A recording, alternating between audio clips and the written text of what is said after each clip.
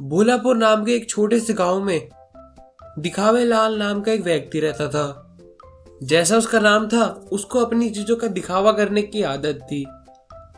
यदि उस गांव में कोई व्यक्ति कोई नई चीज खरीद के लाता तो दिखावे लाल, क्या मुझसे कंपटीशन?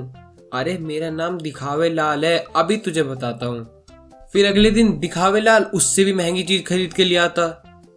इस तरह दिखावा कर करके उसने उस गांव के लोगों का जीना हराम कर रखा था। फिर एक दिन मोनू नाम का एक लड़का उस गांव में वॉइस कंट्रोल बाइक लेकर आया। वो अपनी बाइक के साथ गांव के मैदान में खेल रहा था। गांव के लोग उसको देखकर खुश हो रहे थे कि तभी वहां से दिखावे लाल गुजर रहा था। लोगों की लगी भीड़ को देखकर दिखावे लाल भी मोनू के पास आया। उस वॉइस कंट्रोल बाइक को देखकर दिखावे लाल अपने मन में, ये मोनू मुझसे ज्यादा दिखावा करेगा। अरे मैं दिखावे लाल हूँ, मेरे से ज्यादा कोई दिखावा नहीं कर सकता इस गांव में। अभी रुको, तुझे बताता हूँ। फिर दिखावे लाल वहां से जाकर गांव के बाहर बसे एक मैकेनिक के पास गया। उस मैकेनिक से कहकर दिखावे लाल ने एक मोनू जैसे ही बड़ी वॉइस कंट्रोल बाइक बनवा ली और अगले दिन ही उसे गांव में लाकर दिखावे लाल मोनू से, देखा मोनू, तुम मुझसे कंपटीशन करोगे? अरे मेरा नाम दिखावे लाल है, दिखावा कर कर के ही ये मेरा नाम पड़ा है। अरे मुझ जैसा दिखावेबाज इस गांव में कभी ना हुआ है ना कभी होगा। फिर मोनू दिखावे लाल को सबक सिखाने का सोचता है। वो तुरंत अपनी जेब से एक mini motor jet voice control bike निकालता है और उस बाइक को जमीन पर रखकर कहता है, mini motor jet voice control bike fly. ऐसा कहते ही वो बाइक हवा में उड़ने लगती है। उस बाइक को हवा में उड़ते देख गांव वाले भी काफी हैरान हो जाते हैं। फिर दिखावे लाल मोनू से काफी चिढ़ जाता है। अच्छा मोनू, ये बात कर रहे हो? आज तो चलो तुम जीत गए, लेकिन कल मैं तुम्हें बताता हूँ। फिर दिखावे लाल जाकर उसी मैकेनिक पर एक giant voice controlled motor bike का ऑर्डर दे देता है। उस मैकेनिक को जैसा दिखावे लाल बताकर गया था वो एकदम वैसी बाइक तैयार कर देता है। जब मैकेनिक का ध्यान नहीं होता है तब मोनू चुपचाप आता है और उस बाइक में थोड़ी फेरबदल कर देता है। मोनू उस बाइक में दिखावे लाल की आवाज की जगह अपनी आवाज डाल देता है। अब अगले दिन दिखावे लाल गाँव में आकर, ए तुम सब गरीबो, मेरी बात सुनो। मैंने एक ऐसी चीज लाया हूँ जिसको देखकर तुम सब की आंखें खुली की खुली रह जाएंगी। वो तो चीज इतनी कीमती है, वरना मैं इस फटीचर गांव में ले आता। इसलिए आज शाम को तुम सब मुझे जंगल के पास पड़े खाली मैदान में मिलना, मैं तुमको वहीं दिखाता हूँ। और मोनू, तुम खास कर आना। जैसा दिखावे लाल ने बोला था, सभी गांव वाले शाम को जंगल के पास पड़े खाली मैदान में पहुंच गए। फिर वहां दिखावे लाल अपनी giant voice control jet bike पर आकर, क्यों देखा, अब तो तुम सभी की आंखें खुली की खुली रह गई ना। और मोनू, ये बाइक भी वॉइस कंट्रोल्ड है। अब तो तुम्हारा वो छोटा सा खिलौना इसका कोई मुकाबला नहीं कर पाएगा। चलो देखो, इसका कमाल दिखाता हूं मैं तुम्हें। Giant voice controlled jet bike fly, ऐसा दिखावे लाल ने बोला। लेकिन वो बाइक उड़ी नहीं। जब वो बाइक उड़ी नहीं तो दिखावे लाल परेशान हो गया। फिर दिखावे लाल, a giant voice control jet bike उड़ ना, उड़ उड़ क्यों नहीं रही है तू? अरे क्या हो गया, क्यों मेरी बेइज्जती करा रही है गांव वालों के आगे? उड़। दिखावे लाल परेशान हो रखा होता है तो मोनू पीछे से कहता है, giant voice control jet bike fly. कहते ही वो बाइक हवा में उड़ जाती है। वो बाइक हवा में उड़ती ही रहती है। फिर दिखावे लाल परेशान होते हुए चिल्लाता है, अरे मोनू, तुमने क्या कर दिया यार, मुझे बचाओ। मैं तुमसे माफी मांगता हूँ, आगे से मैं कभी दिखावा नहीं करूंगा, प्लीज मुझे नीचे उतारो। ये तो मेरी बात ही नहीं मान रही है। अरे मोनू, मैं सभी गांव वालों से माफी मांगता हूँ यार, प्लीज मुझे नीचे उतारो। फिर मोनू नीचे से कहता है, giant voice control jet bike eject. इतना कहते ही दिखावे लाल उस बाइक से इजेक्ट हो जाता है। फिर दिखावे लाल धड़ाम से जमीन पर आकर गिरता है और वो तुरंत बेहोश हो जाता है। सभी गांव वाले दिखावे लाल को देखकर हंस रहे होते हैं। फिर दिखावे लाल बिना दिखावा करे जिंदगी जीने का फैसला करता है। बिरजापुर नाम के एक छोटे से शहर में दो दोस्त रहते थे। एक का नाम था सोनू और दूसरे का नाम था मोनू। सोनू मेहनत ना कर कर बहुत ही जल्दी अमीर बनने के सपने देखता था और दूसरी तरफ मोनू मेहनत कर कर अपना पेट पालता था।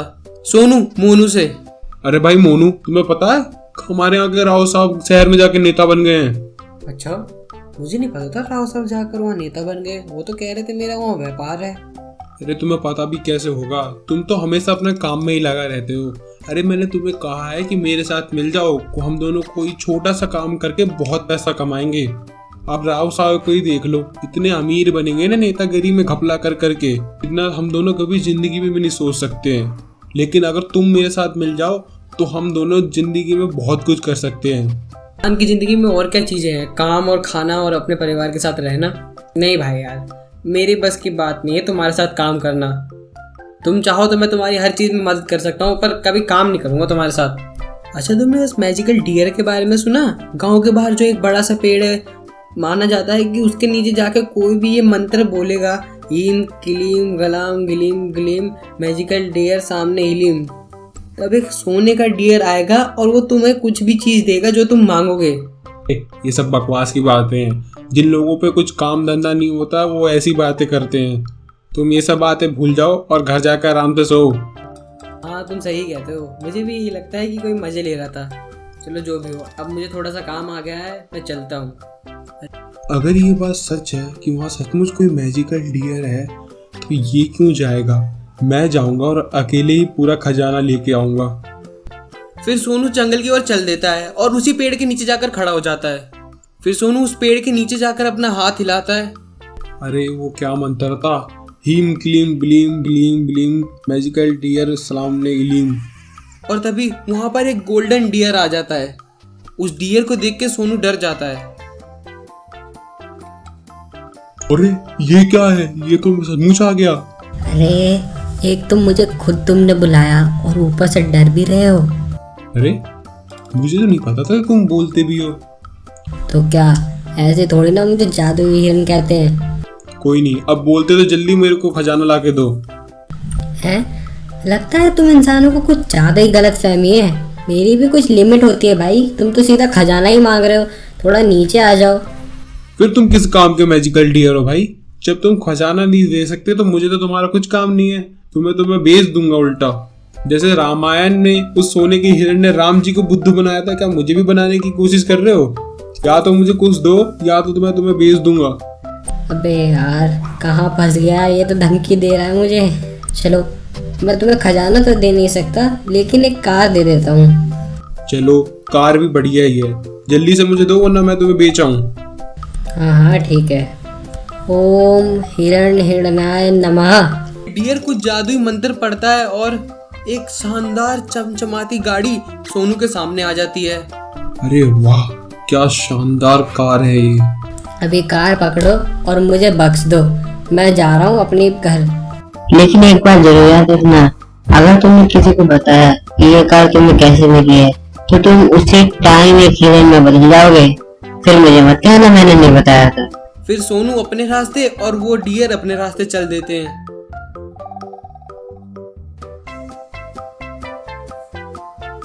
मैंने कहा था ना कि मैं एक दिन बहुत अमीर बनूंगा। ये करोड़ों की कार है।